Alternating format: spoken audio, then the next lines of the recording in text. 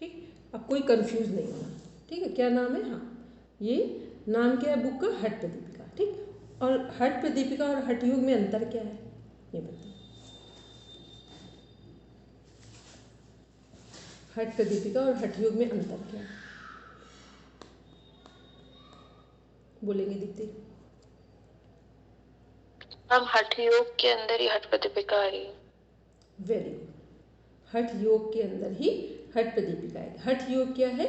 एक स्कूल है योग का। स्कूल समझते हो? स्कूल क्या होता है? जैसे राजयोग हो गया, मंत्री योग हो गया, ठीक है, ऐसे ही हठ योग क्या है? प्रॉपर एक स्कूल है जिसके अंदर हमारी बुक्स आएंगी, जो हमारा हठ प्रदीपिका हो गया, घेरन संहिता हो गया, हठ रत्नावली, शिव संहिता, वशिष्ठ संहिता, सिद्ध सिद्धांत पद्धति, योग बीज, ये सब कहाँ पर है? सब हमारे हठ योग के अंदर है। ठीक, कन्फ्यूज़न तो अब नहीं किसी का? क्योंकि इसलिए ये सारी चीज़ें बोली क्योंकि अब यहाँ सबकी ज़रूरत पड़ेगी आपको। ठीक, तो यहाँ कंफर्म रखेंगे। चलिए, अब एक बार जिनको ये मिल गई है बुक, क्या बोलते हैं, हठ प्रदीपिका, ठीक, और सबने नहीं बोला कौन सा श्लोक है जो अभी इन्होंने बोला है, क्या बोलते हैं, रचना जी ने, हमें भी नहीं मिला है, सब ढूंढ के बताओ जल्दी से। श्लोक नंबर बोलो, संख्या कौन सी है इस पर?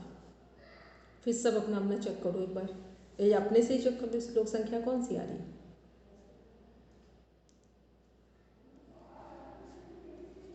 अनम्यूट करके बोलिए रचना जी, सब लोग अपना अपना बोलिए। 54 से है, तो 55 में भी है, 56 में भी है। ठीक है, बाकी सब लोग पहले चेक कर लो सबको दिख रहा है कि नहीं दिख रहा है। सूत्र वो श्लोक इसलिए बोला है कि अगर बुक किसी और राइटर की भी है, श्लोक नंबर सेम आएगा। ठीक है, पेज नंबर अलग हो सकता है, राइटर अलग हो सकते हैं, पर जो श्लोक है या सूत्र होता है वो वही नंबरिंग वही सेम रखी जाती है। मैम बद्ध यन सुषुम्नायाम, यही वाला है ना? हाँ, यही वाला है। ठीक है, यही अभी यही रचना जी ने बोला था। ठीक, देखिए रचना जी ने पेज नंबर से बोल रही थी, ये तो सब कंफ्यूज हो रहे थे। ठीक है, तो ये क्या है? ये हमारा 54 नंबर का श्लोक है। ये जो हमारा श्लोक है, पहले तो समझ लें एक चीज़ कि जो मुद्रा और बंधा, एक बार सब अपना अपना इंडेक्स ओपन करिए बुक का। इसमें भी देखिए हठ प्रदीपिका का भी ओपन करके सामने रखिए और घेरन संहिता का भी रखिए। अदरवाइज कुछ चीज़ें ऐसी हैं जो फिर आप सब कुछ पढ़ लेंगे फिर भी कंफ्यूजन नहीं दूर होंगे।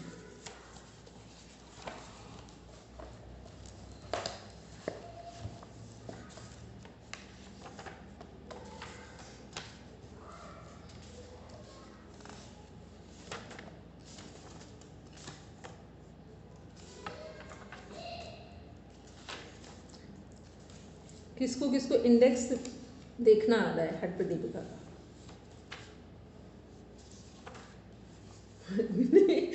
क्योंकि पूरी पढ़ाई हो जाएगी, फिर जब पूछा जाएगा तो मेन जो बुक्स है यही नहीं पता होगा कि उसमें कंटेंट क्या है, कि हम लोग मुद्रा बंद अलग पढ़ रहे हैं कि एक में पढ़ रहे हैं, उनका इंडेक्स दिया कैसे। ठीक है, क्योंकि आज बहुत छोटा सा टॉपिक है बंद वाला, तो कम से कम उसके साथ आसपास का एरिया कवर कर लें।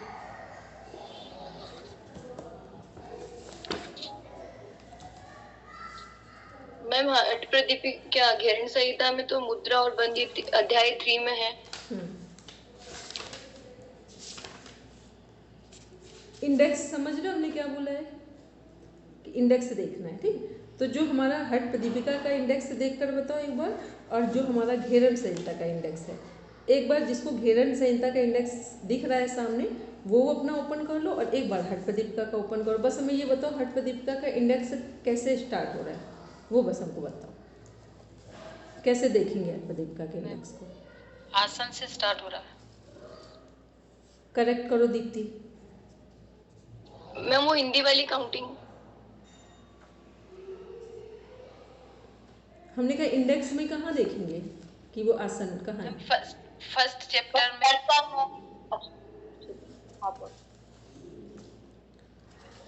फर्स्ट में कहाँ आसन लिखा है? हमको तो नहीं दिख रहा। मैम घेरन संहिता पहले षटकर में। नहीं, पहले मेरे हमने हठ प्रदीपिका बोला, घेरन को भी सामने रख लो, पहले हठ प्रदीपिका को क्लियर कर ले। इसमें जो पेज नंबर है हमारा 15, जिसमें प्रथम उपदेश लिखा हुआ है, यहाँ पर कुछ इन्होंने सारे आसन लिखे हुए हैं। फिर द्वितीय उपदेश है पेज नंबर 16 पर। Very good. और उसमें प्राणायाम आसन और प्राणायाम और आहार की उपयोगिता के बारे में लिखा है। फिर तृतीय उपदेश में 10 मुद्राओं के बारे में लिखा है। ये पेज नंबर 15, 16, 17 पर है। ठीक है, सबको क्लियर हो? ये पूछ रहे थे हम। यहाँ क्या है, ये जो इंडेक्स है ना, ऐसे नहीं दिया हुआ कि आसन प्राणायाम किसमें है, जो उपदेश हैं हमारे उसके अंदर। तो कितने उपदेश हैं? 4 उपदेश हैं, लेकिन पंचम इसमें जोड़ा गया है। तो अभी पंचम को भी डिफाइन कर देना वो क्या है। तो प्रथम उपदेश में क्या है? आसन है। और क्या क्या है आसन के साथ? अभी अपर्णा में बोल भी रही थी, आसन के साथ दूसरी चीजें क्या कनेक्ट है यहाँ पर? उपयुक्त स्थान हो गया जब हम हठ अभ्यास कर रहे हैं, मठिका जिसको हम बोल रहे हैं, और बाधक और साधक तत्व हो गए, 6 अनिवार्य तत्व जो हैं। और उसके बाद में फिर 15 आसन हैं। उन आसन के सब नाम हैं, स्वस्तिक आसन, गौमुख आसन, वीर आसन करके। ये 15 हैं, जिसमें सिद्धासन और पद्मासन पर उन्होंने विशेष महत्व दिया है स्वामी स्वात्माराम जी ने। ठीक है। और उसके बाद में अपथ्य और पथ्य कारक आहार के बारे में भी बताया है, हठ अभ्यासी जो है उनके लिए। ठीक है, तो ये किसमें है? जो हमारा फर्स्ट चैप्टर है। ठीक है, फर्स्ट चैप्टर में क्या क्या कंटेन है? मुख्य हमारा जो हमारा स्थान है, फिर स्थान के मतलब कहाँ बना है, जो मठ है उसके बारे में बताया गया। फिर साधक और बाधक तत्व क्या है, कि साधक तत्व हमें सहयोग करेंगे योग की प्राप्ति में, और बाधक तत्व यदि हमने उनका निवारण नहीं किया तो फिर साधना हमारी अधूरी रह जाएगी, मतलब कर भी रहे हैं तब भी फल नहीं आएगा। फिर आसन के बारे में है हमारा। फिर यहीं पर आहार के बारे में है कि पथ्य और अपथ्य क्या है। ठीक, फिर आते द्वितीय उपदेश में देखते हैं। द्वितीय उपदेश में हमारा क्या है, यहाँ पर जो प्राणायाम है, प्राणायाम कितने हैं हठ प्रदीपिका में? 8 हैं। तो 8 प्राणायाम से पहले किसकी आवश्यकता है, किसको कंपलसरी किया गया है? कंपल्सन है नाड़ी शोधन प्राणायाम का। हमने वैसे पहले भी बता रखा है कि जो हमारा जितना भी हठ योग है के अंदर बुक्स आएंगे, जितने भी कॉन्सेप्ट आएंगे, सब में प्राणायाम जो है, मुख्य प्राणायाम से पहले नाड़ी शोधन प्राणायाम की चर्चा की गई। क्योंकि नाड़ी शोधन प्राणायाम क्या कर रहे हैं? नाड़ी शोधन प्राणायाम के द्वारा हमारे जो 72,000 नस नाड़ियाँ हैं उनका शुद्धिकरण हो रहा है। उसके बाद हम अपनी प्रकृति के अनुसार और बाहर की प्रकृति के अनुसार प्राणायाम का चुनाव करते हैं। फिर इसी में हमारा क्या है, यहीं पर प्राणायाम के साथ साथ ही यहाँ पर क्या दिया हुआ है, षटकर्म के बारे में भी है। लेकिन षटकर्म सभी के लिए करना आवश्यक नहीं है। केवल कफ प्रकृति वाले जो हैं या मोटे लोग हैं वो चाहें तो कर लें, अन्यथा प्राणायाम के द्वारा भी मोटापे को दूर किया जा सकता है, कफ को दूर किया जा सकता है। फिर देखते हैं इसी में हम लोग थर्ड जो चैप्टर है हमारा उसमें देखें। और फिर उद्देश्य तो पता है, यहाँ हठ सिद्धि के लक्षण हैं और हठ योग का उद्देश्य क्या है? राजयोग की प्राप्ति। फिर तृतीय उपदेश में क्या है, यहाँ ध्यान में रखेंगे। यहाँ तृतीय उपदेश में जो हमारे हैं मुद्राओं का वर्णन है। ये क्वेश्चन बहुत बार रिपीट हुआ है।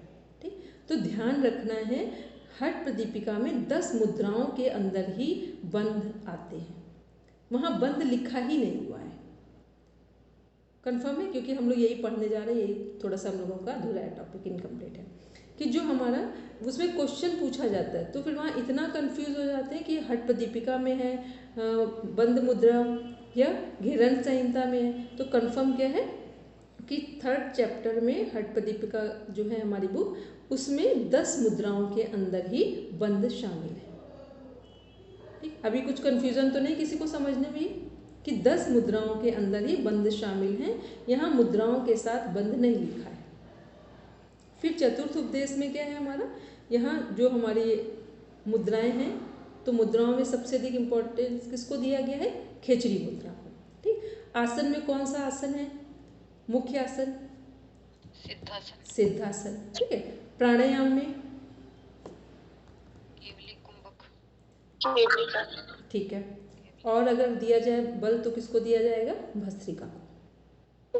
ठीक है, क्योंकि ये योगियों की बात हो रही, क्योंकि अब हमारा उतना हम लोगों के शरीर में पावर नहीं, तो वो बात अलग की है। लेकिन जो हठ योग के कॉन्सेप्ट, वहाँ भस्त्रिका को अहम भूमिका में रखा जाता है, अहम रोल में रखा जाता है।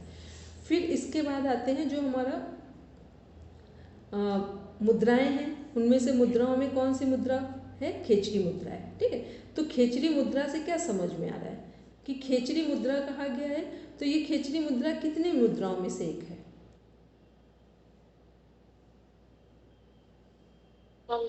10 मुद्राओं में से एक है। वेरी गुड, 10 में से एक है। तो यहाँ मुद्राओं में और क्या शामिल है?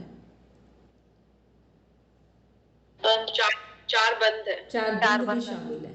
ठीक है, तो इन 10 में से एक श्रेष्ठ क्या है, अप्रोप्रिएट क्या है योगियों के लिए, सामान्य जन के लिए? खेचरी मुद्रा। ठीक है, इसके बाद आते हैं चतुर्थ उपदेश में, वहाँ क्या है? नादानुसंधान के बारे में बताया गया है। ठीक है, फिर देखते हैं जो पंचम उपदेश है वो किसके लिए है। वहाँ पर केवल व्याधियों के बारे में बताया गया है। मीन्स कि यदि हम सही ढंग से आसन, प्राणायाम, मुद्राएं जो हैं हमारी, और जो हमारा ये है नादानुसंधान, इनका सही तरीके से, सही टेक्निक के साथ, सही मौसम में, सही गाइडेंस में यदि अभ्यास करेंगे तो इनसे हमें लाभ मिलेगा। लेकिन सही समय ना हो, सही टेक्निक ना पता हो, सही मार्गदर्शन ना हो, तब हम ये अभ्यास करते हैं तो उन्हीं अभ्यास से हमें क्या मिलेगा? हमें हानि होगी। तो ये कहाँ चर्चा की गई इन सब के बारे में? पंचम उपदेश में। आपने देखा होगा कई बार हम लोग आसन करते हैं, आसन के बाद या तो शरीर में इतना पेन होगा किसी पार्ट में, कभी लगेगा सिर बहुत दर्द होने लगा। ये सब कब हो रहा है? जब हमने ठीक ढंग से नहीं किया। कई बार प्राणायाम बहुत करते हैं लोग फोर्सफुली, तो क्या होता है? कान का पर्दा ऐसा लगता है कि प्रॉब्लम हो गई इसमें। बहुत सारे केसेस में हो जाता है ऐसा। इसीलिए बोला जाता है गहरा श्वास लें, धीरे लें, आराम से लें और आराम से छोड़ें, ताकि जो हमारा कान का पर्दा है दोनों साइड का, वो बिल्कुल सेफ जोन में रहे। अन्यथा ये फट जाता है कई बार। ठीक है, इसलिए ये सारी चीज़ों को ध्यान में रखना। फिर ऐसे ही मुद्राओं में अब पता चले खेचरी मुद्रा बहुत अच्छी श्रेष्ठ है, लेकिन सामान्य जन खेचरी मुद्रा बहुत देर लगा लेंगे तो क्या होगा? या तो वो पागल हो जाएंगे। पागल होने का सेंस ये होता है कि हमने पूरा प्रिकॉशन नहीं ले रखा है, जीवन में ब्रह्मचर्य नहीं है, और खेचरी मुद्रा का अभ्यास हमने कर लिया, तो जो ऊर्जा हमारे शरीर की कैपेसिटी कितना है? 100 रुपये में से 50 रुपये की है, और हमने 100 रुपये को ले लिया है, तो क्या होगा? हम उसको ले ही नहीं पाएंगे, हमारा शरीर उसको डाइजेस्ट ही नहीं कर पाएगा। तो ये सब क्या है? ये सभी चीज़ों का जब हम ध्यान रखते हैं तो इन सब का से हमें लाभ मिलेगा। ध्यान नहीं रखेंगे तो इनसे हमें हानि होगी। तो इन सब का वर्णन पंचम उपदेश में किया गया है। यदि पंचम उपदेश वहाँ पूछा जाए तो किसके लिए, तो ये बताएंगे। अन्यथा जो हमारा योग हठ प्रदीपिका है, इसको चतुरंग योग कहा जाता है। 4 उपदेश और चतुरंग योग। लेकिन जब पंचम की बात की जाए, क्वेश्चन आ चुका है, ठीक, तो पंचम में आप ध्यान रखेंगे कि यहाँ जो कुछ ऊपर बताया गया है उनके प्रिकॉशंस को डिफाइन किया जा रहा है। अब आते हैं घेरन संहिता बुक है, उसका इंडेक्स एक पढ़ेंगे। चलिए, इसका इंडेक्स एक बार पढ़ेंगे। जिनके पास प्रॉपर ओरिजिनल टेक्स्ट बुक है घेरन संहिता की, वो इंडेक्स पूरा देखेंगे।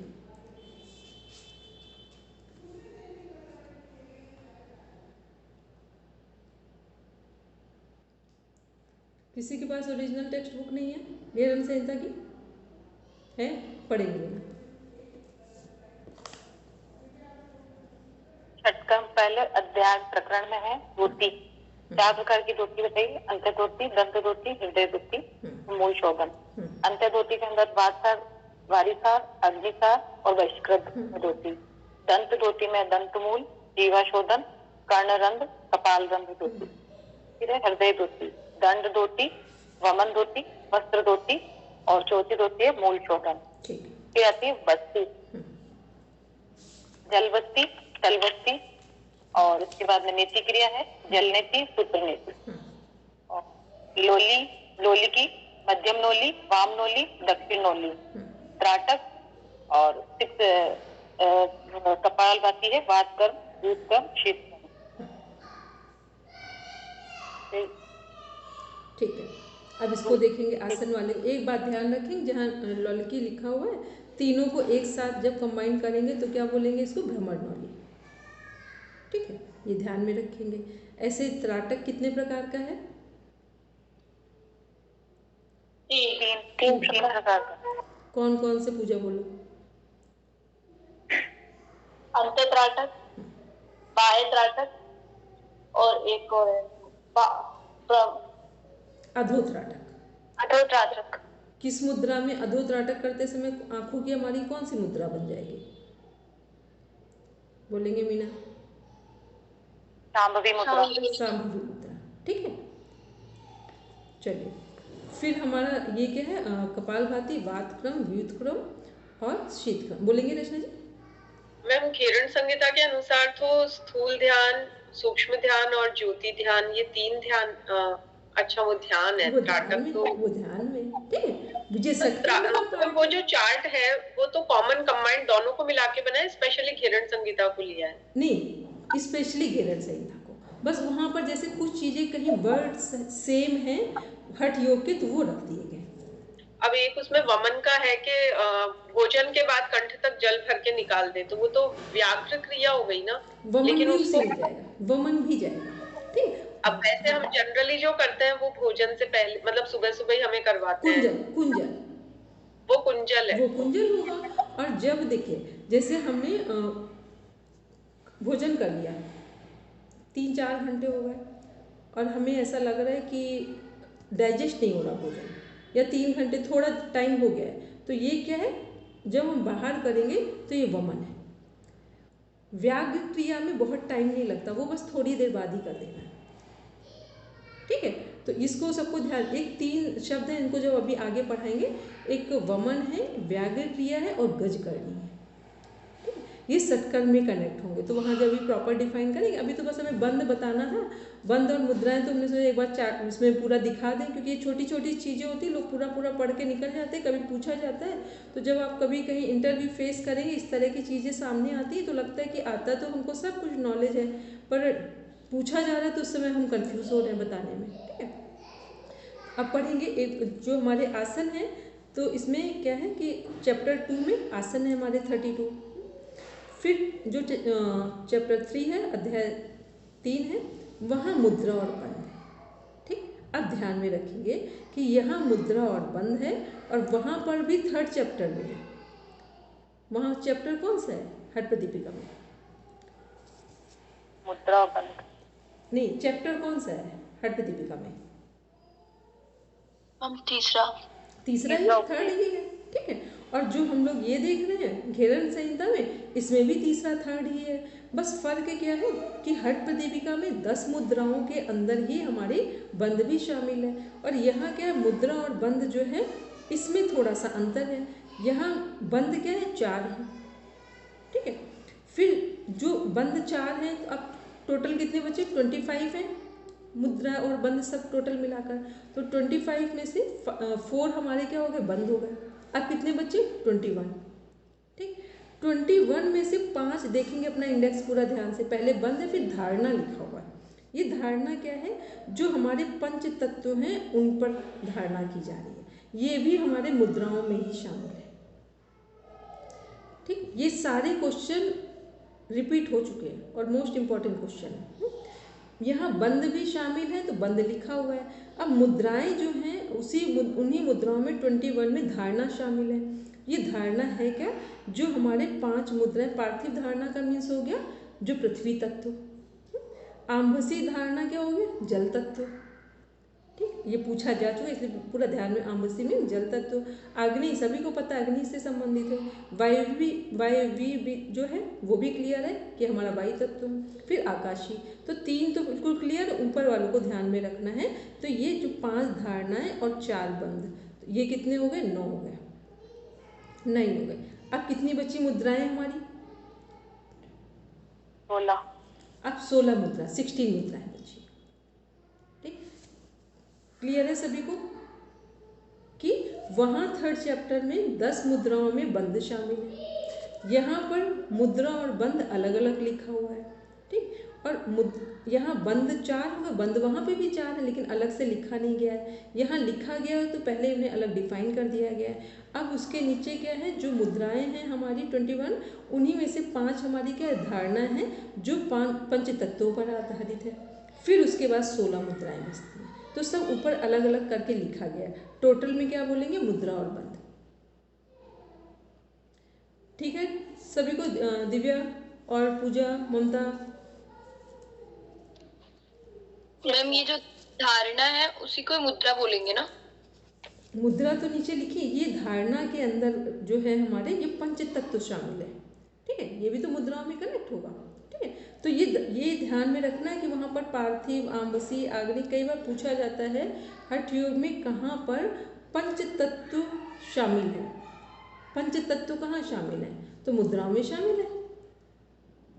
पंच महाभूत कहाँ शामिल है, मुद्राओं के अंदर।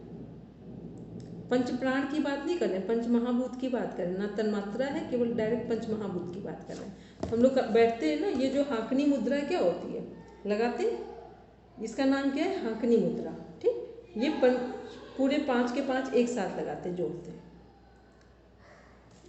तो ये मुद्रा हुई, इसी को हाँकनी मुद्रा बोल रहे हैं। और पांचों अलग अलग भी की जा सकती है और एक साथ भी की जा सकती है, ठीक। चलिए फिर नेक्स्ट आते हैं, इसी में देखते हैं हम लोग अध्याय 4 जो है प्रत्याहार, ठीक है। फिर इसके बाद अध्याय जो 5 है हमारा 5th चैप्टर है, यहाँ प्राणायाम है।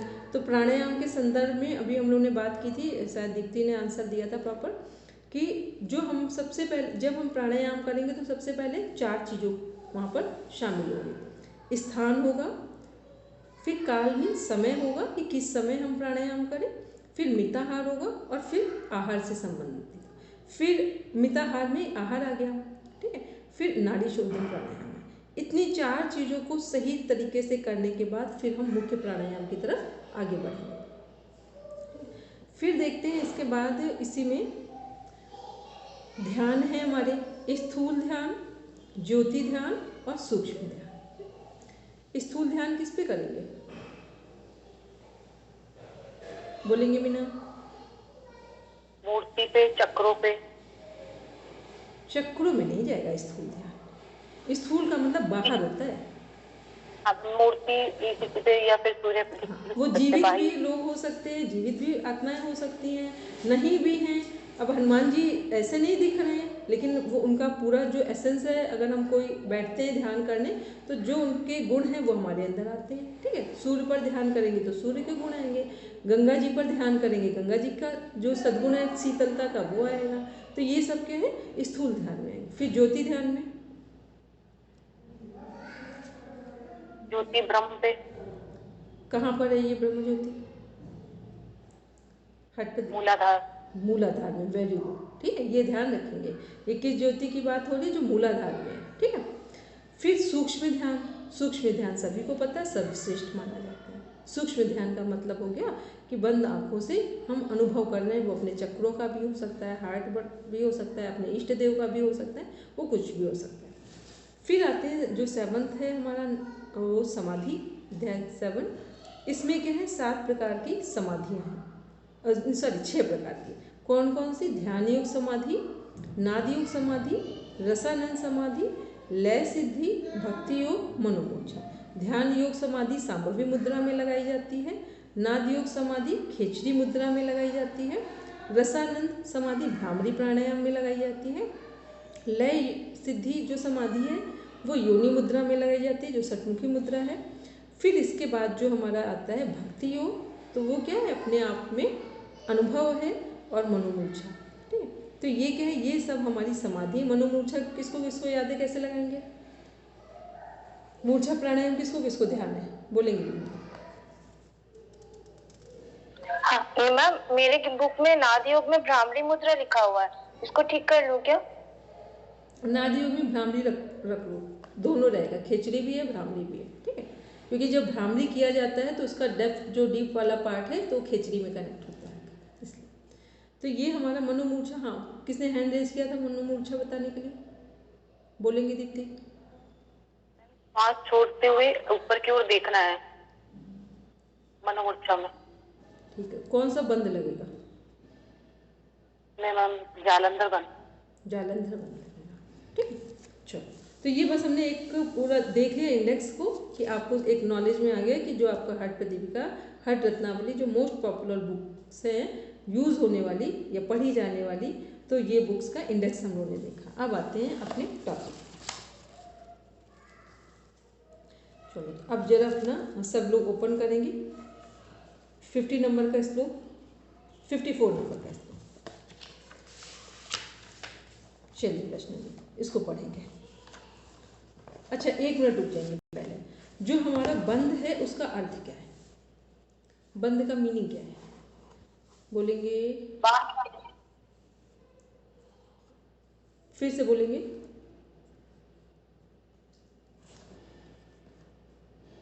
बोलेंगे रचना जी, क्लियर नहीं थी बस। बंध यानी बांधना, लॉक, ठीक। To lock. किसको बांधेंगे? बोलेंगे दिव्या। प्राण। ठीक है, क्यों बांधेंगे?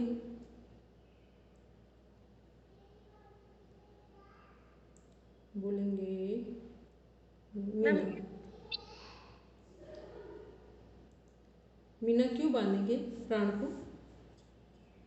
मैम जब हम प्राण शक्ति को कुछ समय के लिए लॉक कर देते हैं, तो जब उसको वापस हम रिलीज करते हैं सांस छोड़ते हुए, तो हमारी एनर्जी चैनल वापस एक्टिव हो जाते हैं। जिस तरीके से हम फॉर एग्जांपल जैसे मोबाइल का स्विच ऑफ कर दिया, तो हमारे डेटा जो पूरे फंक्शन है जो हैंग हो रहा है वो वापस रीएक्टिवेट हो जाते हैं और अच्छे से कवर करता है। उसी प्रकार से हमारी बॉडी भी एक मशीनरी पार्ट है, तो अगर हम उसको अपनी प्राण शक्ति लॉक कर देंगे, हम जालंधर बंद जिस तरीके से पिन को होल्ड कर लगाते हैं अपने जालंधर बंद की तरह, तो हमारे जो एनर्जी चैनल है वो वापस एक्टिव हो जाते हैं, ऊर्जा का संचार नीचे से ऊपर की ओर फ्लो अच्छे से काम करता है। ठीक है, बोलेंगे दिव्या। मैम जो प्राण शक्ति होती है उसको सुषुम्ना नाड़ी में प्रवाहित करने के लिए। वेरी गुड, ठीक। तो प्राण शक्ति को सुषुम्ना नाड़ी में कैसे प्रभावित हो रहा है? जब हमने बंद कर दिया, मीना ने भी सही बोला था। जैसे मान लो कोई भी चीज़ है, हम लोग नॉर्मली श्वास ले रहे हैं, छोड़ रहे हैं, पूरा पूरा जीवन हो जाता है, तब भी हमें नहीं पता चलता है कि हम श्वास ले रहे हैं, छोड़ रहे हैं। लेकिन यदि थोड़ी देर के लिए कभी बहुत ज़्यादा सीवियर कोल्ड हो जाए और हमें श्वास ना ले पाएँ, उस टाइम पे हम फील कर पाते हैं कि प्रॉपर श्वास ना ले पाए या एक नॉस्ट्रिल बहुत देर तक बंद हो जाए, तो उसका इफेक्ट क्या आ रहा है। ठीक, ऐसे ही वहाँ तो एक प्रॉब्लम है। यहाँ पे क्या है कि हम लोग क्या कर रहे हैं कि श्वास को पहले पूरा अच्छे से नाड़ी शोधन प्राणायाम का अभ्यास किया, फिर अदर प्राणायाम जो भी हमने अपनी प्रकृति के अनुसार चूज किया, फिर उनको करने के बाद जब बंद लगाते हैं तो बंद क्या होता है, फोर्सफुली श्वास हमारे जितने भी हमारे सेल हैं बॉडी के वहाँ पहुँच जाएगा। और जब हम श्वास छोड़ेंगे तो ऐसा फील होगा कि जितने भी हमारे जहाँ जहाँ श्वास नॉर्मली नहीं पहुँच रहा था वो पहुँच गया है और हम अच्छा फील कर रहे हैं। फिर ये चीज़ दोनों प्रोसेस हो रही है। यहाँ पर बहिर्कुंभक भी लगाया है और अंतःकुंभक भी लगाया है। इसीलिए कहा जाता है जब भी प्राणायाम कितनी भी देर करें, लेकिन जब बंद लगाने की बात होती है तो फिर वो जो सबसे टॉपर लोग हैं, मतलब जो बहुत जिन्होंने अनुसंधान कर रखे हैं, वो भी बोलते हैं कि जब बंद के साथ प्राणायाम करें, जैसे हम सुबह लगवाते हैं 3 प्राणायाम बोलते हैं, तो जब बंद के साथ करें तो केवल और केवल एक्सेस जब हो जाए तो 7 से 8, बस 8 के बाद नहीं होता है, मतलब नहीं करना है। और कोई व्यक्ति यदि ब्रह्म मुहूर्त में और शाम के समय 2 बार 3-3 प्राणायाम या 4-4 प्राणायाम ऐसे कर ले, कितनी भी भयानक से भयानक बीमारियां हों, मनोरोग हों, शारीरिक रोग हों, इवन भाग्य वाले भी रोग हों, उनको भी ठीक किया जा सकता है। लेकिन फिर वही चीज़ कि जब इस तरह के प्राणायाम की बात होगी तो हम लोगों ने पहले ही पढ़ रखा है स्थान, काल, आहार और फिर नाड़ी शुद्धि। ऐसा ना हो कि जब इस तरह के प्राणायाम हैं, बंद लगा रहे हैं तो बंद में क्या सावधानी, नॉर्मली प्राणायाम करेंगे इतना इफेक्ट नहीं आएगा, लेकिन बंद लगा रहे हों और हमारा पेट साफ हो, ऐसे में फिर वही जो पंचम उपदेश है वो यहाँ काम हो जाएगा। पंचम उपदेश में भी उन्होंने क्या देखा है कि सही मार्गदर्शन में सही तरीके से किया तो छोटा सा छोटा भी जो योग के अंग में से कोई भी हम योग का पार्ट उठा लें वो भी हमें फ़ायदा देगा। लेकिन हमने नासमझी में या बिना सही ज्ञान के योग का कोई भी पार्ट उठाया तो उससे हमें केवल नुकसान होगा। तो ये क्या कि बंद के संदर्भ में प्राणायाम से कई गुना अधिक सावधानी रखी जाती है। दूसरा, बंद में लिए गए संकल्प बहुत फास्ट काम करते हैं, वो पता नहीं चलता है कहा जाता है कि किसी के भाग्य में कुछ भी ना हो, योग वशिष्ठ तो पूरा भरा हुआ है इस पर। मतलब पूरे जो उसमें पढ़ेंगे ना तो ऐसा लगेगा कि सब काम छोड़ो, बस अपने जीवन में प्राणायाम करना शुरू कर दो, इसके अलावा कुछ करने की ज़रूरत नहीं है। ठीक, लेकिन वो कब बात हो रही है, जब बहुत ऑनेस्टी के साथ हम उस कॉन्सेप्ट को समझ लें और हमारा पेट, जब भी हम प्राणायाम का अभ्यास करें तो हमारा जो पेट है वो पूरी तरीके से साफ होना चाहिए, जो डाइजेस्टिव सिस्टम है वो हमारा ठीक होना चाहिए, तब तो हमें लाभ मिलेगा। अन्यथा फिर प्राणायाम का लाभ नहीं मिलेगा, सिर पर गर्मी चढ़ जाती है। और दूसरा, जो लोग सही से नियमित प्राणायाम करते हैं आधे घंटे 20 मिनट, उनको अपनी स्टील में वो बादाम रोगन हो, देसी गाय का घी हो, सरसों का ऑयल हो, जो सूटेबल लगता हो, उनके पास अवेलेबल हो, उसको ज़रूर डालें, तो ड्राइनेस नहीं आती है माइंड में। ठीक, चलिए, तो ये हम लोग बात कर रहे थे किससे संबंधित, बंद कर रहे हैं वहाँ पर। दूसरा, जो 3 बंद हैं हमारे, उनका अर्थ क्या है, कौन बताया? तीनों बंद का अर्थ क्या है? मूल बंद का मीन्स क्या है, बोलेंगे रचना जी? रूट लॉक, जो नीचे एनस पार्ट और यूरिनरी जो मसल्स है उनको जब इस तरह से लॉक करके और ऊपर की तरफ लाया जाता है। और जालंधर यानी जालम, यानी जो मस्तिष्क और गर्दन के यहाँ नाड़ी समूह है, थर यानी बहाव, और बंध यानी बांधना, तो उसे बांधा जाता है, वो जालंधर बंध है। और उड्डयन मतलब जब अपनी मणिपुर चक्र की जो मसल्स है उनको खींच के पेट की मसल्स को इस तरह पीछे तक लाया जाता है, डायफ्राम तक, जब वो पीछे आए और प्राण फिर उड़ करके ऊपर की ओर उड़ता हुआ सुषुम्ना में प्रवेश कर जाए, टू फ्लाई अपवर्ड, इसलिए इसे उड्डयन बंद कहते हैं, उड़ान भरता है। ठीक है, मतलब उड्डयन में क्या है, ऊंचा उठना, ऊपर उठने की बात है। जालंधर में क्या होना, जो जाल है यहाँ पर नाड़ियों का, उसको पूरा लॉक करना। मूलाधार क्या है, हमारे आधार है। ठीक, मूलाधार का मीन्स क्या, रूट है, आधार है। तो जब हमारा बेस स्ट्रांग होगा तो ही ऊपर की यात्रा होगी, और बेस ही स्ट्रांग नहीं होगा तो हमारी ऊपर की यात्रा नहीं होगी। मूलाधार जो चक्र है उसका प्रभाव किस सिस्टम से और कहाँ तक है, बोलेंगे कृष्णा जी?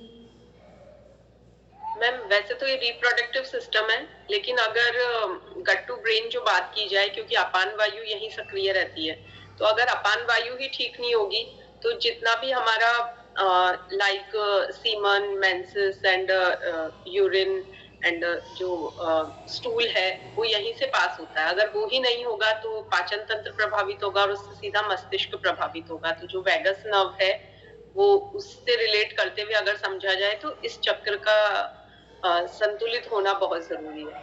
ठीक है, दीप्ति बोलो। मैम, रिप्रोडक्टिव सिस्टम और एक्सक्रीटरी सिस्टम, और दोनों का कनेक्शन वैसे नर्वस सिस्टम से ही है।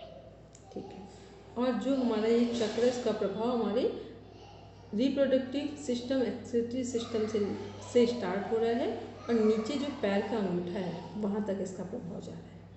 ठीक, नीचे की ओर। और जब ऊपर की बात करेंगे तो क्या बोलेंगे, प्राणायाम में किन किन वायु को मिलाने की बात हो रही है, बोलेंगे दीप्ति? प्राण और अपान। प्राण और अपान।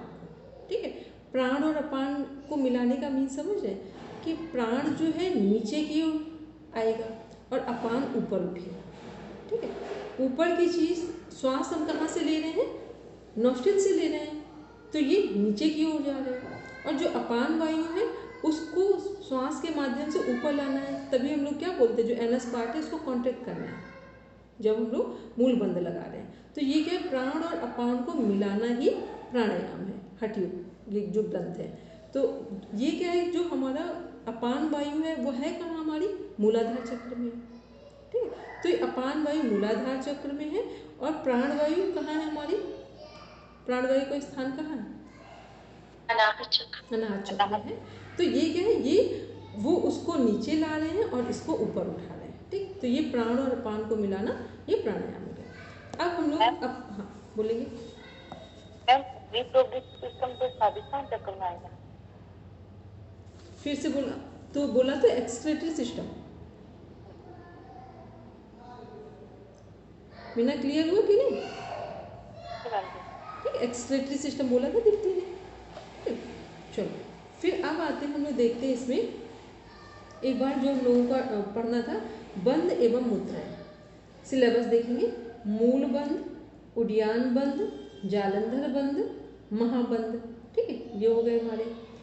फिर महामुद्रा, स्तरमुखी मुद्रा, तड़ागी मुद्रा और विपरीत कर्णी मुद्रा। तो पहले देख लें कि यदि मूल बंद करेंगे तो मूल बंद के लाभ क्या क्या होंगे। मूल बंद के लाभ क्या क्या होंगे। अब रचना जी आप पढ़िए 54 से, बस एक बुक से पढ़ेंगे, हट पर दीपिका देखिए। मैम संस्कृत और इंग्लिश है मेरे पास, तो वो पढ़िए। अथोड्डीयान बंध है। बद्धो येन सुषुम्नायां प्राणस्तुड्डीयते यतः तस्मादुड्डीयनाख्योऽयं योगिभिः समुदाहृतः। The yogis call it Uddiyan because of the practice of this lock. Pran is confined to the sushumna and rises with the nadi. For the meaning of the word pran in this context, see note. उड्डीन कुरुते यस्माद् विश्रान्तं महाखगः उड्डीयानं तदेव स्यात् तत्र बन्धोऽभिधीयते, that by dint of which the great bird pran flies instantly through the sushumna is Uddiyana. That bandh is explained. उदरे पश्चिमं तानं नाभिर। यहाँ पर जो महापक्षी, जो प्राण रूपी महापक्षी है, वो उड़ने की बात हो रही है। तो ये कौन सा होगा प्राणायाम? उड्डयन बंद की बात हो रही है। ठीक है, उड्डयन का मतलब अभी हम लोग ने पढ़ा ही था कि ऊपर उठना, उड़ना या ऊपर उठना दोनों कह सकते हैं। ठीक, अब इसका बेनिफिट बोलेंगे दीप्ति, मीना, जो लोग पहले पढ़ चुके हैं। अपर्णा में बेनिफिट क्या होगा वो बोलेंगे। उड्डयन बंद का उदर की मालिश करता है और जठराग्नि प्रदीप्त करता है। और बोलेंगे बिल्कुल प्रॉपर आंसर आएगा, देना है। दीप्ति बोलो। मैम जठराग्नि प्रदीप्त, उदर रोग दूर और पादों की मालिश। ठीक है, इसमें 56 नंबर अगर देखेंगे सही से तो यहाँ लिखा हो ये उड्डयन बंद मृत्यु रूपी हाथी के लिए सिंह के समान है। इसको अंडरलाइन कर लिए, क्वेश्चन रिपीटेड क्वेश्चन है। ठीक है, उड्डयन बंद क्या है? मृत्यु रूपी हाथी के लिए सिंह के समान। कौन बोल्ड है, हाथी या सिंह? सिंह। हाँ, ये ध्यान रखेंगे। ठीक है, तो मृत्यु रूपी हाथी के लिए क्या है? सिंह के समान है। इसका टिप्पणी जो है इसको पढ़ते हैं हिंदी में ताकि सब लोग को समझ। अभिप्राय यह है कि यदि इस बंद का नियमित रूप से अभ्यास किया जाए तो असामयिक मृत्यु को टाला जा सकता है। मृत्यु को टाला जा सकता है। ठीक है, कितनी बड़ी बात अपने आप में आ रही है।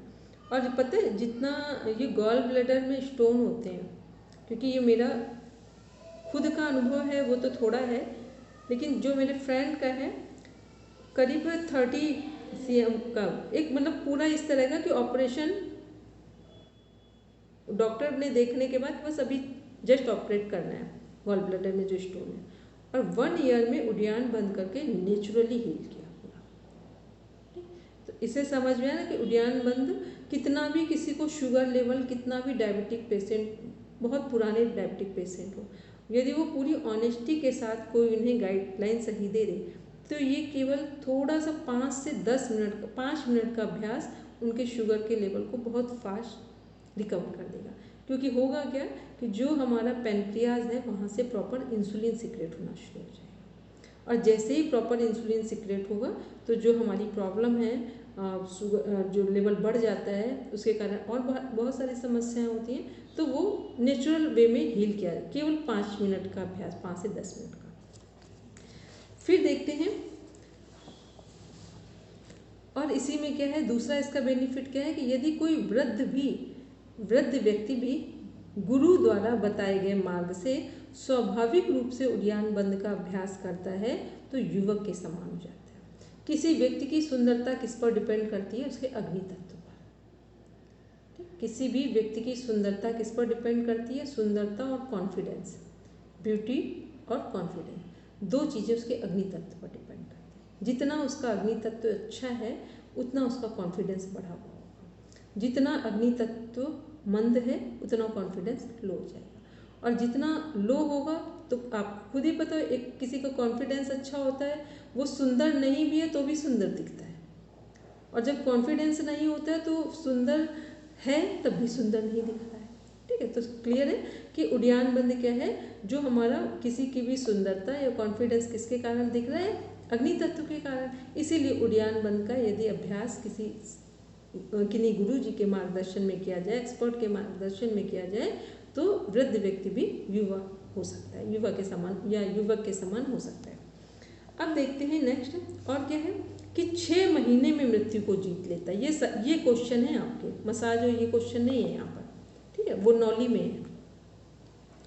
पहला क्या है, एक अंडरलाइन कर ले, लिख लीजिए अपना आराम से, मृत्यु रूपी हाथी के लिए सिंह के समान है। ये क्वेश्चन आ चुका है, रिपीटेड क्वेश्चन। वहाँ लिखा होगा, ऐसे 3-4 उदाहरण दिए होंगे, और फिर पूछा जाएगा ये मूल बंद का एग्जाम्पल है, महाबंद का, उड्डयन बंद का, या जालंधर बंद का। ठीक, दूसरा क्या है, वृद्ध भी इसका अभ्यास करके युवक या युवा के समान हो सकते हैं, या युवा जीवन फिर से जी सकते हैं। फिर इसके बाद क्या है 58 में हमारा, कि यदि कोई साधक या योगी 6 महीने तक इसका अभ्यास करते हैं तो मृत्यु को भी जीत सकते हैं। फिर क्या है, सभी बंधों में कौन सा बंध श्रेष्ठ है, उड्डयन। आसन में सिद्धासन, मुद्राओं में खेचरी, प्राणायाम में भस्त्रिका और जो हमारा प्लावनी है, और फिर ये जो बंद हैं उनमें उड्डयन बंद श्रेष्ठ है। ये सब भी ध्यान में रखना है कि फर्स्ट किसको प्रायोरिटी दी जा रही है। तो ये क्या है, ये हमारा, और फिर क्या, उड्डयन बंद का अभ्यास दृढ़ हो जाने पर मुक्ति का मार्ग सरल हो जाता है। जब कोई व्यक्ति मृत्यु को ही जीत ले रहा है तो मुक्ति का मार्ग क्या है, सरल हो जाता है। अब आते हैं नेक्स्ट, देखते हैं हम लोग मूल बंद, पढ़ेंगे दर्शन। ये 60 नंबर श्लोक है जी मैम।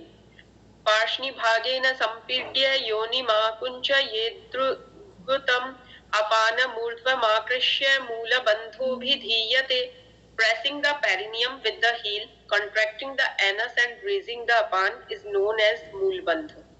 अब देखेंगे इसमें क्या है, एड़ी से सीवनी को दबाकर गुदा का आकुंचन करना है, कि एनस पार्ट जो है वो अंदर की ओर कॉन्ट्रैक्ट हो रहा हो, दब रहा हो, प्रेस हो रहा हो। फिर अपान वायु को ऊपर की ओर खींचकर रखने से मूल बंद होगा, क्योंकि जब भी आप अंदर की ओर सिकोड़ेंगे तो प्रेशर ऊपर की ओर होगा, तभी आप सिकोड़ पाएंगे, कॉन्ट्रैक्ट कर पाएंगे, अदरवाइज कर ही नहीं पाएंगे। किसी चीज़ को अगर हम ऊपर से फोर्स दे रहे हैं तभी वो नीचे से सिकुड़ेगा कॉन्ट्रैक्ट, अदरवाइज वो फिर बनेगा ही नहीं, मतलब कि उसका जो कॉन्ट्रैक्शन है वो प्रॉपर नहीं होगा। फिर क्या है, इसके बाद 61 में है, स्वाभाविक रूप से निम्नगामी अपान वायु को गुदा के आकुंचन द्वारा बलपूर्वक जो ऊपर की ओर ले जाता है उससे योगियों ने मूल बंद कहा है। फिर इसमें है, एक मिनट, 62 को देखते हैं। 62 में क्या है, एड़ी से गुदा को, ठीक है ध्यान से सुनेंगे, एड़ी से गुदा को दबाकर बारंबार बलपूर्वक योनि का आकुंचन करें, इससे वायु ऊपर की ओर चला जाता है। कौन सी मुद्रा हुई,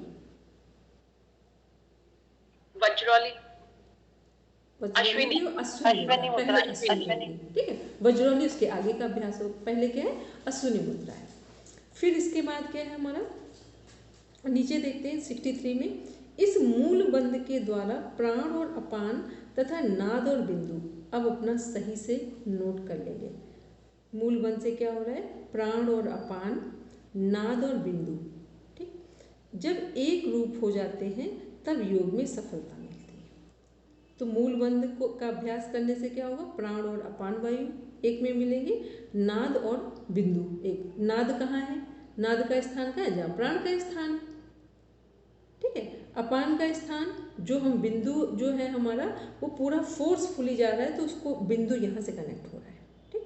तो नाद और बिंदु और प्राण और अपान, ठीक, सब किसके लिए रेडी है, सुषुम्ना में प्रवाहित होने के लिए। तो ये स्थिति, तो प्राण और अपान की, नाद और बिंदु जब एक रूप हो जाते हैं तब योग में सफलता मिलती है।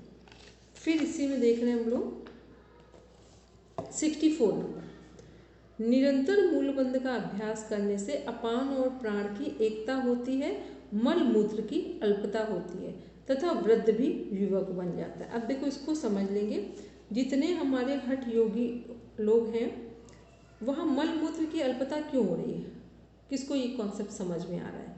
मूल बंध का यदि अभ्यास कर रहे हैं और इसमें हम सफल हो रहे हैं तो वहाँ मल और मूत्र की अल्पता क्यों हो रही है, यूरिन की स्टूल का वो कम क्यों हो रहा है?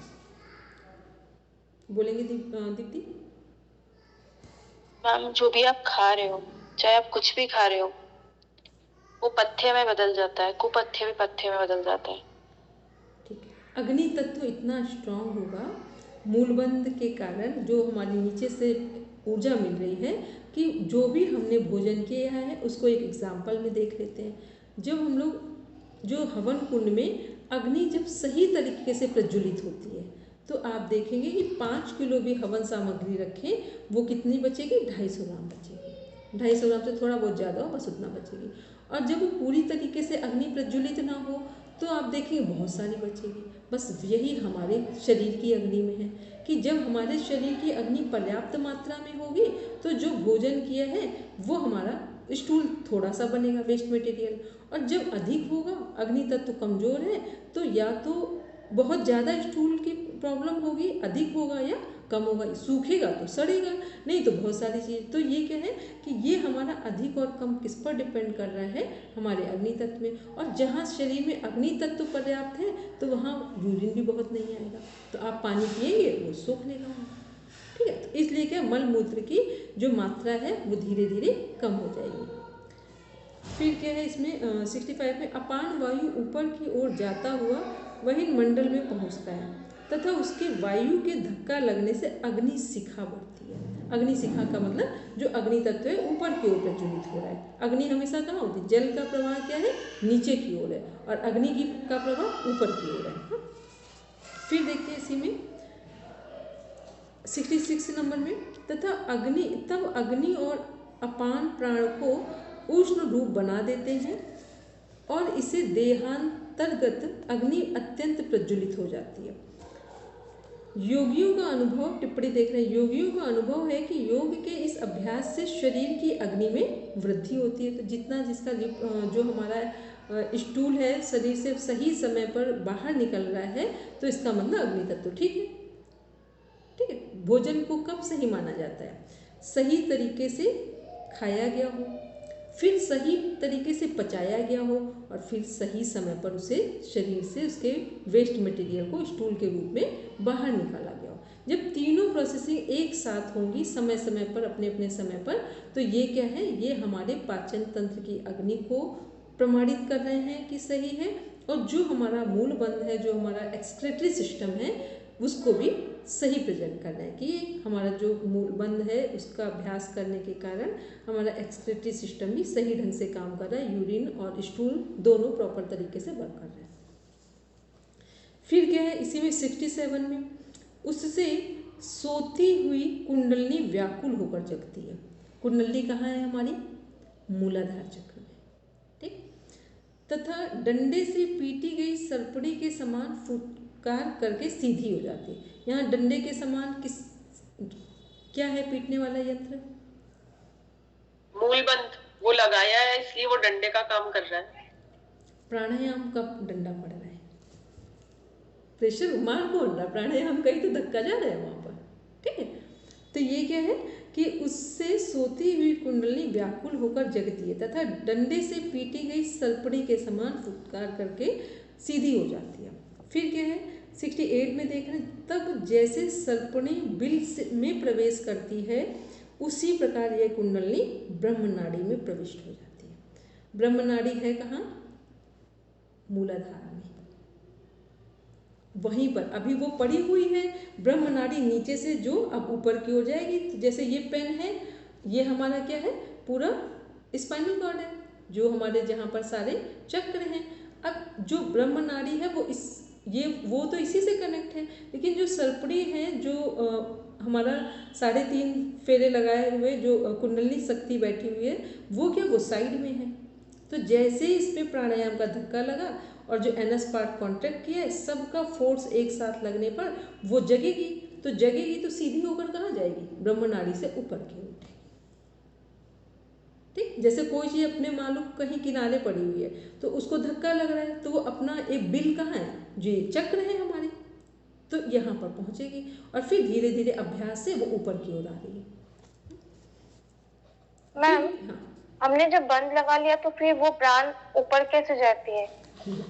जाएंगे रीमा जी, प्राणायाम आपने किया नहीं क्लास में इसलिए समझने में दिक्कत आ रही है। ठीक, वो जाएंगे। ठीक है, अभी 1 मिनट इसको कॉन्सेप्ट को क्लियर कर ले। ठीक है, नहीं तो फिर रह जाएगा।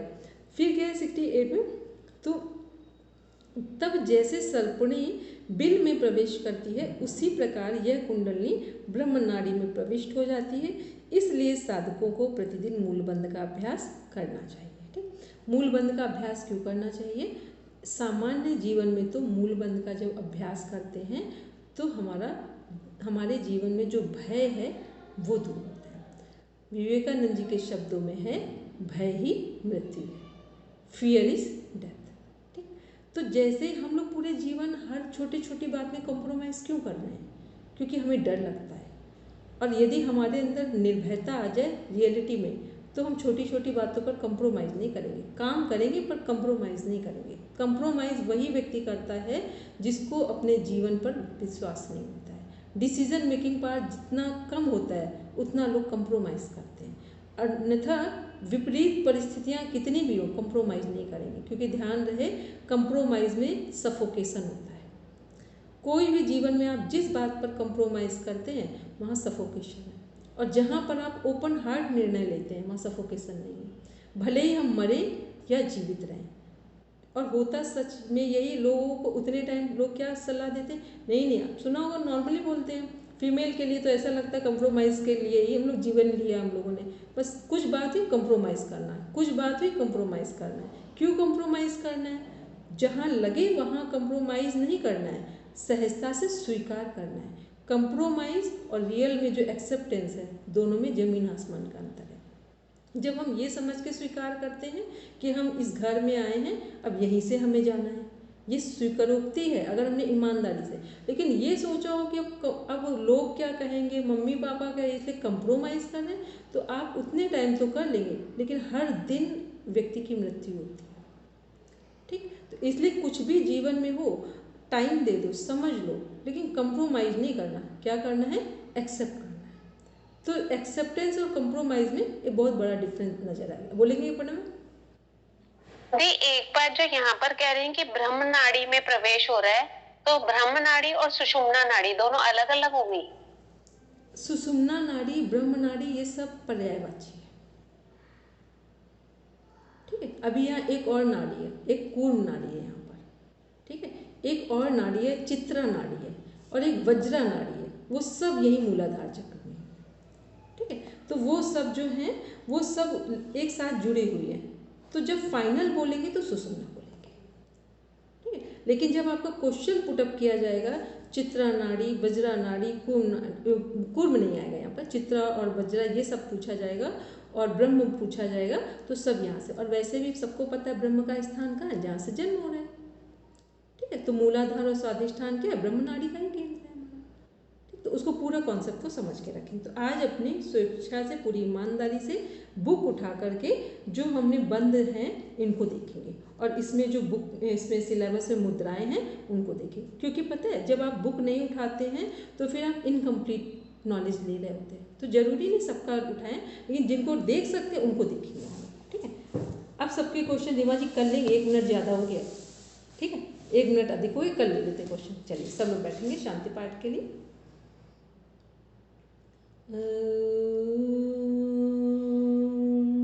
शांति शांति शांति, सर्वारिष्ठर्षु शांतिर्भवतु। Now rub your palm, touch your eyes, then open your eyes. कल सब प्रॉपर नोट्स बना के रखना इसका, जो हमारे बंद और मुद्राएं।